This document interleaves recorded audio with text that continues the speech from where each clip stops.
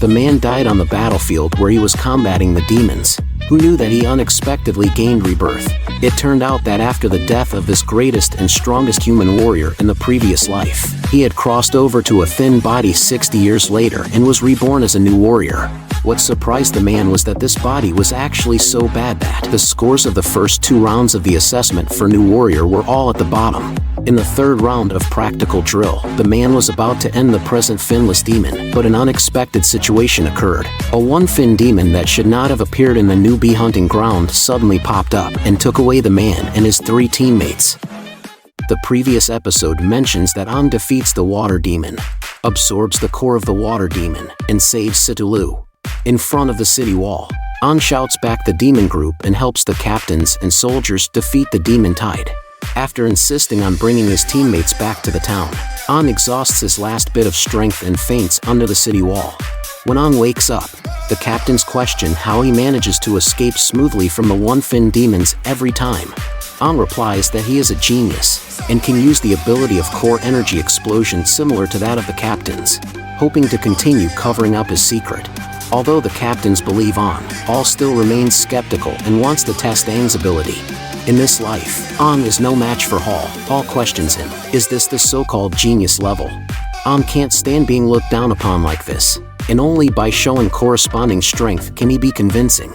An secretly borrows the power of the demon in his body and prepares to fight back.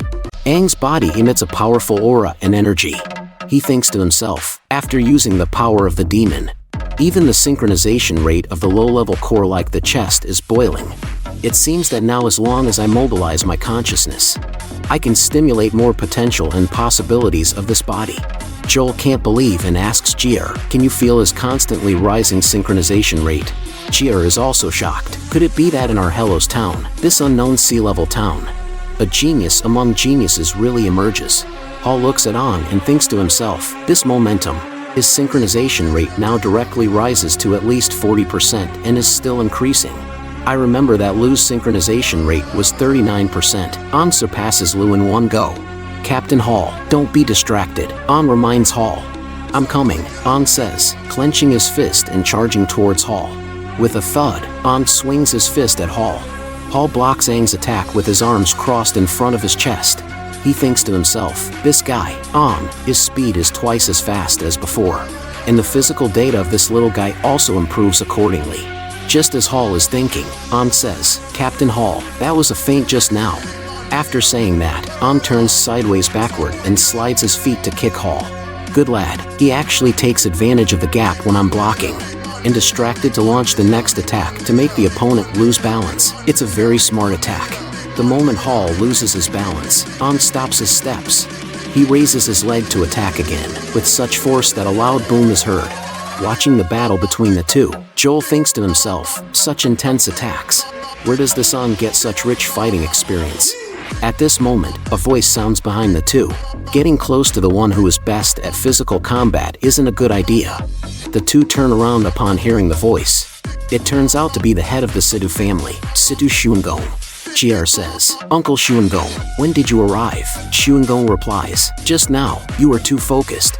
Joel touches his head and says with an awkward smile, sorry, Uncle Shuangong.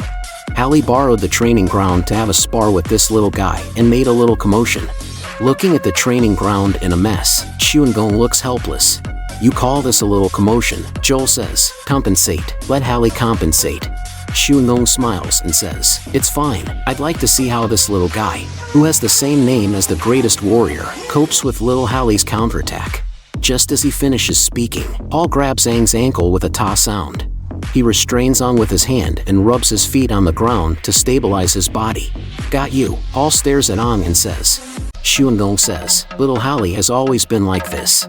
As long as he is given a chance to counterattack, even if it is fleeting, he can seize it precisely. Not to mention that in so many years of close combat with demons, he has developed an extraordinary judgment of timing. It's not easy to break free when your ankle joint is captured. That little guy named Ang is estimated to suffer a bit. At this moment, Ang speaks. No, I've got you, Captain Hall. Before Hall understands what Ang means, he sees Ang using the pulling force of Hall grasping his ankle to swing his body up. With a thud, Ang gives Hall a solid headbutt, Seeing this scene, the three spectators are stunned. Hall staggers backward from this unexpected headbutt.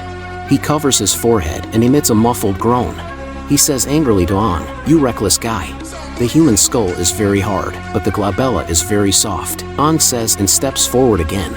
"Take this, Captain Hall." An rushes towards Hall again. Hall releases his hand and, seeing the blood on his forehead, is completely aroused. "Okay, come." Hall stares at An and gets ready to receive the attack. Looking at Hall's state, Joel says, "It seems that Hall doesn't intend to hold back." Hall spreads his legs and pounds his fists on the ground with a boom. The rocks bulge instantly. Is this an offensive and defensive move? An looks at Hall and thinks, "Let's just give this demonic power a try." An stretches out one hand and uses the power of the demon inside him to hold the bulging rock in front of Hall. With a force in his hand, An crushes the rock with a bang. "What?" Hall looks at the crushed rock and can't believe his eyes. Suddenly, An vanishes with a whoosh from Hall's view. The next second, An appears behind Hall.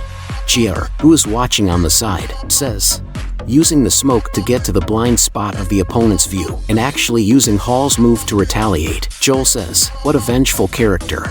Xuangong retorts, "No, or rather, it's an astonishing learning ability." Hall shouts angrily at An, "Don't you forget, this is my move. I'm more familiar with it than anyone else."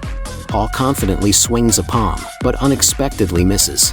Seeing this scene, Xuangong says, "Little Hallie has lost." The next second, only a boom is heard. An throws a punch, and a thick smoke spreads backward for tens of meters. The power of Aang's punch astonishes Hall, and he looks down. Did he intentionally miss? An withdraws his hand and says, "Captain Hall has always been using grappling as the attack method. If you were serious from the beginning, I might not have gained the upper hand." A heavy blow to the glabella will damage the vision instantly, causing double vision and leading to a momentary judgment error. I just took advantage of this. Anyway, do you believe me now? Hall looks at the mottled marks on the wall and can't say a word for a moment. Xuangong looks at the scene in front of him and thinks to himself, if it's this young man, maybe it's really possible." At this moment, footsteps are heard outside the training ground. It turns out to be Todoro, Snow and Lou. The three of them heard the sounds from the training ground and came over. Todoro says, "You don't come for dinner, what are you busy with?" At Lou's home, especially delicious dishes and a super spacious room are prepared. However, when she raises her head, she instantly exclaims, "This, oh my god, what have you done?" An says with an awkward smile, Most of it was done by Captain Hall." Lou looks at the scene and roughly understands, "Was it a spar?" Joel says with a mischievous smile to Hall, "You got defeated, didn't you?" Hall ignores him and hums. An smooths things over and says, "Because Captain Hall has always been fighting demons." Suddenly, when the opponent changes to a short guy like me, it's inevitable to not adapt. Hearing the conversations of several people, Xuangong laughs heartily. He laughs and says, "Don't be so polite, the spar ends here. Let's start the dinner to celebrate the great victory." Hearing that it's time to eat, Aang's mood improves and says, "Just in time, I'm hungry, thank you, master, then I won't be polite." Looking at Aang's back, Xuangong falls into deep thought. Not willing to admit defeat, having strength, knowing the limits, and saving face for little Hallie. Excellent combat intelligence and unlimited potential. Thinking of this, Xuangong turns to Lou and says, "Lou, that young man is very good. Are you interested in him?" Hearing her father ask like this, Lou is caught off guard and her face turns red in an instant. At the dinner table, everyone drinks and chats happily. Xuangong raises his glass and says, "Everyone, on behalf of all the residents of this town, I thank you for your protection. And also those soldiers who fought hard until the last moment, thank them very much. And you, remarkable young man, thank you for saving my daughter." An drinks the wine in the glass and bows and says, "It should be, Master Xuangong, you don't have to be so polite." Hall pounds a fist on Aang's head with a dong and says, "Are you an adult? How dare you drink alcohol?"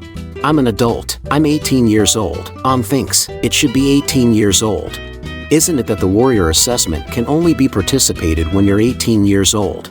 An feels a bit painful from this punch and responds loudly. Jier laughs and says, "Ha, Allay takes the chance to take revenge."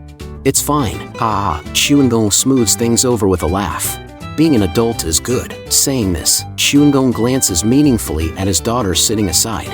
Lou's face turns red again. She pouts and glares at her father. Remembering the conversation with her father at the training ground just now, Lou sighs. Xuangong says to Lou at the training ground, I watched the fight just now and found that young man is really excellent. His talent and potential are no worse than yours. If it's him, it should be possible to make you, who are so conceited, moved. Lou thinks to herself, what an old-fashioned way of speaking. What does it mean to make me moved? Remembering the scene where An grabbed the clothes on her chest, Lou blushes and says, Father, stop joking, and that guy is a big fool. Lou clenches her fists and grits her teeth to say, it's so sumptuous. Todoro praises while taking pictures and says to An, hey, Snow and I are benefiting from you. Snow asks, but by the way, An, how did you repel the one-fin demons? It's amazing. At that time, An is thinking about how to explain to Snow. Hall speaks first. This guy can forcibly draw most of the energy of the core and temporarily burst out power beyond his current strength. Similar to the effect of our captains drawing the core energy, Jia continues. He should have burst out power at a critical moment at the risk of his life. However, this is also very dangerous. After all, without training, it will impose a huge burden on the body. If it happens too many times, even irreversible huge damage will occur. Joel continues, just now, we let An have a spar with Hallie. The burst is astonishing, but An needs more training. Otherwise, his body won't be able to withstand it. At this moment, An thinks to himself, if I tell them that I absorbed the cores of 2 one-fin demons and have the recovery ability of one of the wood elements, so even if this weak body can't bear the load, it can be healed quickly. Forget it, I can't say more. Let them think that I have the ability to draw the core like the captains. The situation is already good. Thinking of this, An says, the captains are right. That's why I lost consciousness later. It seems that I must strengthen my physical training. Hearing these explanations, Snow praises and says, I didn't expect that you have this ability. It's amazing. We can't fall behind either. Todoro sighs while taking pictures. It looks so powerful. Lou thinks to herself, this guy actually has this ability. No wonder he could save me at that time. At this time, Hall says, originally, for An and Lou's outrageous night operation, a punishment was supposed to be given. But considering the two of you killed the one-fin demons, the merits offset the faults. Hearing this, both An and Lou breathe a sigh of relief. Joel drinks a glass of wine and says, hey, but don't be too happy too early. The team competition is still ongoing. Jia also reminds, your team is still at the bottom now. Starting tomorrow, you need to strive for points. An clenches his fist with a click and says, sure, our team's goal is the top. After the Demon Tide incident, 1 month passes quickly. The competition for the team points table becomes white hot.